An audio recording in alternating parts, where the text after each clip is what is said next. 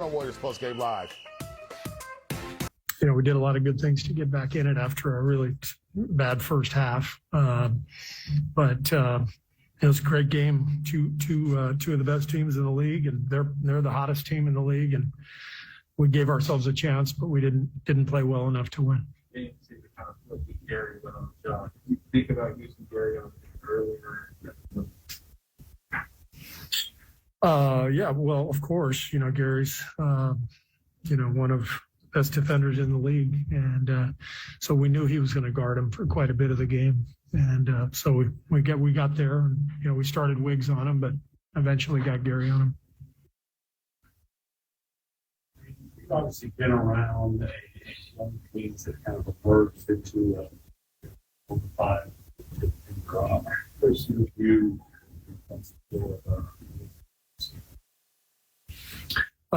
just a team that's really well coached, well put together. They play with a lot of confidence. The pieces fit.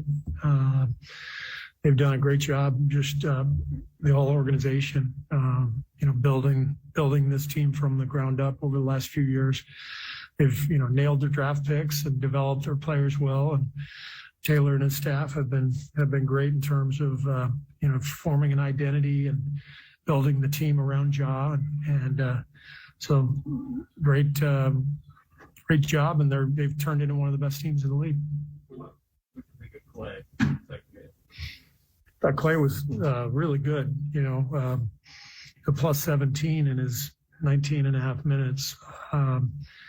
He looks quick. He looks agile. He looks strong. It's really exciting to see how he's playing this early, after that long of a period being off. And I look forward to being able to play him more minutes. What makes John specifically so hard to defend? And Gary, too, obviously one of the best defenders in the league, but we can find some success in shut down. What was Gary? What's the Gary doing to shut down? Just staying in front of him. Ja's one of the best athletes in the league, and explosive and really hard to contain. And Gary, I thought, came in and did as good a job as you can, and trying to contain the penetration and stay in front of him.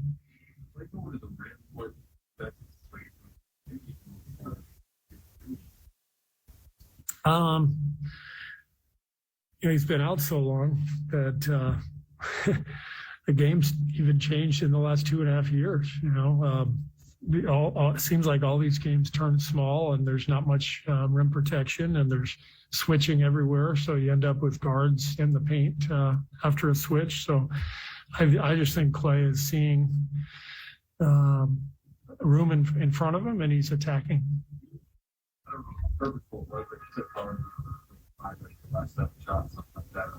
You view him as a guy, particularly crunch time.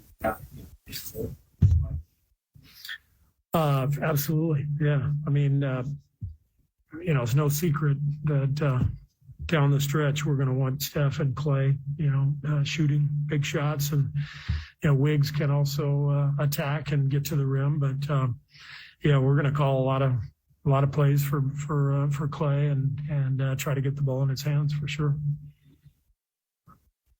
What was your pitch? Like, were you looking at the clock and could get him back in?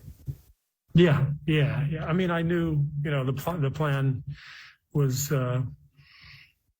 in order. We knew what we were doing, so we were going to save him for the last 5 minutes, and so that'll be a process as he continues to ramp up his minutes, and we get Draymond back.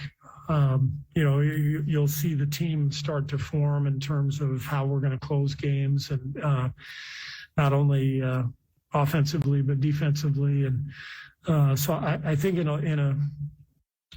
a strange way, these next 3-4 weeks are going to be about kind of reestablishing our identity as a team. We did a great job these first 40 games of becoming a great defensive team, and a lot of guys have played